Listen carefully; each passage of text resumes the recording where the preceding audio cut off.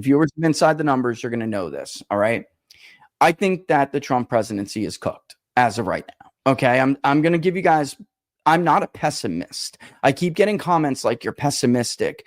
I'm not pessimistic. I'm not a pessimist.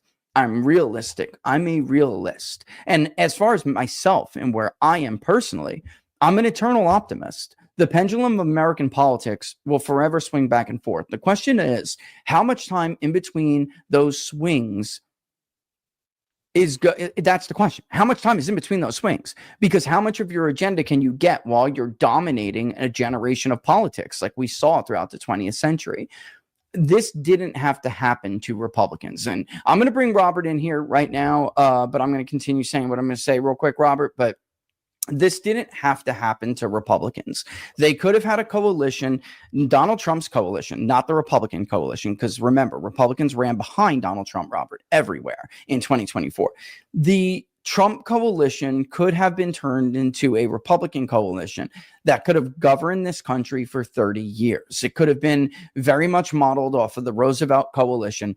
The difference, however, between what happened to the Democratic Party back then and what happened to the Republican Party now is that Republicans did not complete the transition. They didn't complete the realignment. 10 years into this movement, they still have not completed that realignment. It's unbelievable. They have allowed interest groups, powerful interest groups that represent tiny, tiny voting minorities of the current coalition for Trump, which, by the way, would have evolved.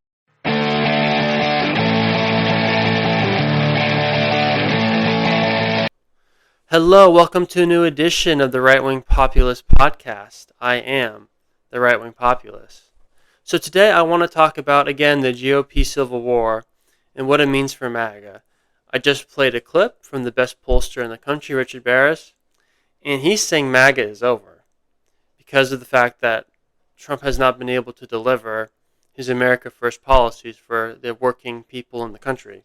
And instead he's been focused on neocon pet projects like bombing Iran, continuing the Ukraine war, and threatening to invade Venezuela because of fentanyl, even though the majority of fentanyl that enters the United States doesn't come from Venezuela, it comes from Mexico. So I want to talk about that, but before we get into the details, please remember to subscribe, whether it's on Apple Podcasts, Spotify, or YouTube. Pretty much wherever you get your podcasts, frickin' subscribe. I would greatly appreciate it.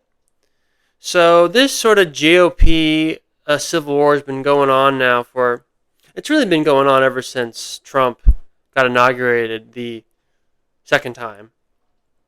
There was almost immediately pressure for Trump to start doing the bidding for Israel. I believe Bibi Netanyahu was the first prime minister or president from a foreign country to visit Trump in the White House. And immediately there was pressure put on Trump to bomb Iran. Okay? And the pressure came from MAGA influencers, quote unquote MAGA influencers, fake MAGA influencers. But people like Ben Shapiro, Mark Levin, pretty much everyone on Fox News, people who would go on establishment outlets like Two-Way, pretty much everyone from the Free Press, Barry Weiss's ridiculous outlet. I mean, the fact that I think I saw evaluations that the Free Press was worth like millions and millions of dollars. This little YouTube channel that barely has any videos that has more than like 100,000 views, but somehow it's like a super profitable channel. Don't even get me started on that. But you had this big push by all these influencers that were either MAGA or adjacent to MAGA, talking about how Trump needs to bomb Iran, and that it's actually, according to them, it is MAGA, it is America First to bomb Iran because Iran can't have a nuclear weapon. And to be fair, Trump did say during pretty much all three of his presidential campaigns that Iran can't have a nuclear weapon. That's true. But here's the part where these Israel firsters basically weren't being fully honest is the goal of getting to a conflict with Iran isn't really about getting rid of nuclear weapons. It's about regime change. Israel wants regime change. And you could understand why Israel, from their perspective, wants regime change in Iran. It serves Israel's interests for most of the region to be not stable. It does serve their interest for Iran certainly not to get a nuclear weapon. because Iran funds terrorism and they're sort of a counter-influence in the region to Israel. So Israel's been wanting regime change for years now, and with Trump, they thought they'd had the opportunity. And they manipulated Trump's past comments about not allowing Iran to get a nuclear weapon to goad Trump into bombing Iran. And as we got to the summer, it became more and more obvious that Trump's negotiations with Iran either weren't being done in good faith on the America's part, or it just weren't being successful. So it became more and more obvious as we got into June that Trump was likely to bomb Iran, at least bomb its nuclear facilities. And you had a big effort from the populist side of the GOP movement, people like Charlie Kirk, Tucker Carlson, trying to lobby Trump, convince Trump that bombing Iran was a bad idea because it's not America first. But then you had Trump come out saying all these ridiculous statements saying that, he created the idea of America first, so he gets to dictate what it is, which is just not true factually. The whole America first has been around for decades. Trump did not just come up with it back in 2016. That was bullshit. But Trump does, and also Trump started talking about maybe it'd be good if there was regime change in Iran. It looked really dicey. So Israel then attacks Iran, and we follow, I think, like a week later. Trump bombs Iran's nuclear facilities, but 2 days later, he actually does get a ceasefire. And that actually made a lot of people upset on the pro-Israeli side. They tried to hide it for political purposes to make it seem like this wasn't about regime change and it was just about the nuclear facility. But you could tell there were people who clearly wanted more to be done in Iran. But Trump, to his credit, gets a ceasefire between Israel and Iran. But the damage has already been done. Okay. Millions of working class voters who had never voted Republican until 2024 completely loses their faith in the Trump administration because they think Trump is just a typical Republican now. Here's the problem for the Trump administration. If you're Trump, you can't campaign for basically the last 8 years about the fact that you were not going to start any new wars and that you were the first president in decades not to start a new war, and then fucking start a war as you get into your second term, 6 months into your second term. You can't do that and not expect to have any fallout from that. There was. It's you can't talk about how you're an anti-war president, you're a peacemaker, and then start bombing Iran just for the benefit of Israel. Because Iran has never been a threat to the United States. What, is Iran's going to bomb Nebraska? What? They're going to bomb a bunch of farmers? That's not going to happen. So sort of your typical, the new day swing voter, sort of your millennial or Gen Z, less white, less educated voter that's now the swing voter in the United States, when they saw Trump bomb Iran back in the summer, they were like, okay, we're out. We didn't vote for this. We voted for America first, not for Trump to be bombing countries at the behest of Israel. Okay? And ever since then, and during this whole debate among MAGA about either bombing Iran, not bombing Iran, you had Tucker and Charlie Kirk and even people like Megyn Kelly being criticized by the Israeli first crowd, people like, again, Ben Shapiro, Mark Levin, Laura Loomer, people at The Blaze. And they ended up being right in the sense that it did not lead to a larger conflict with Iran.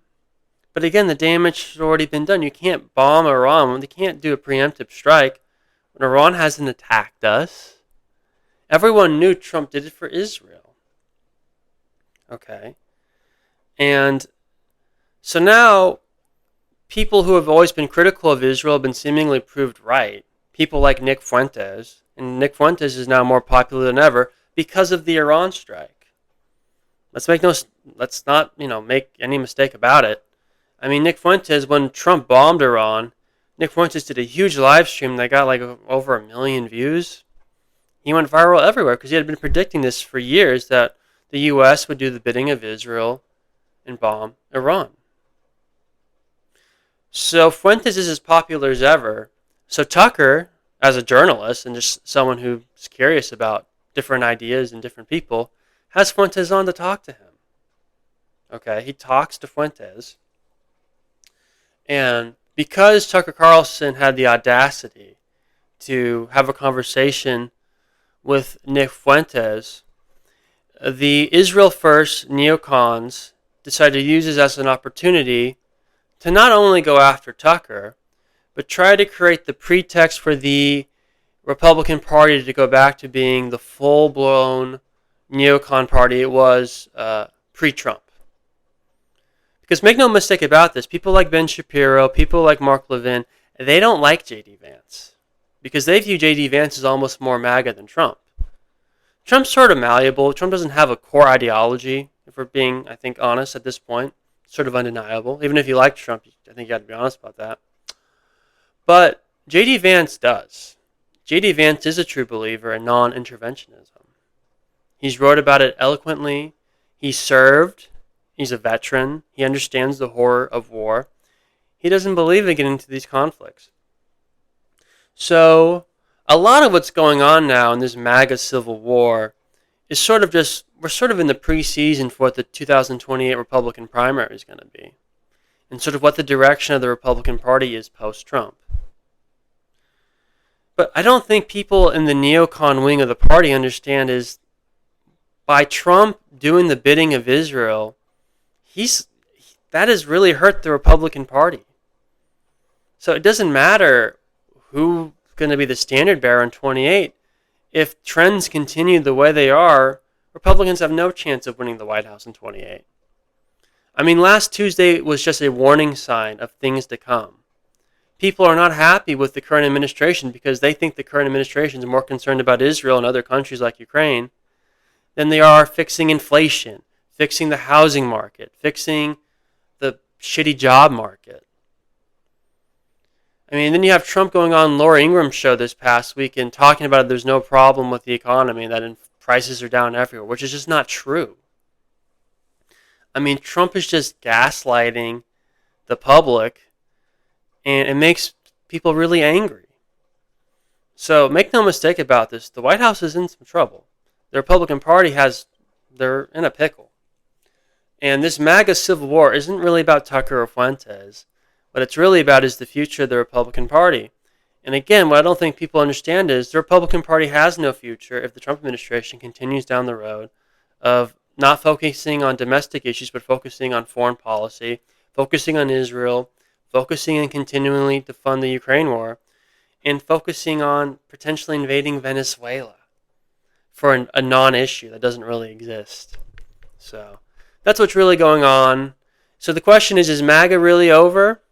At this point, it sort of is, unless Trump changes course. Now, the good news about Trump is he's very good at changing course when he needs to. But I'm not that optimistic. But we'll see. You never know. Like I said, Trump is pretty good at switching on a dime when he feels like it's politically advantageous for him. But he's just also very fucking stubborn. So we'll have to see. We'll have to see what happens. But make no mistake about it, this is what the GOP civil war is about. It's not about anti-Semitism. It's not about the Jews. It's not about Tucker Carlson. It's not about Nick Fuentes. It's about the future of the Republican Party going forward. And we have to make sure that the anti-war populist part of the Republican Party is the winner. Unfortunately, like I said, if the Trump administration continues going down the road it's going, it's not going to matter because Republicans will be destroyed no matter which part of the wing ends up winning this civil war.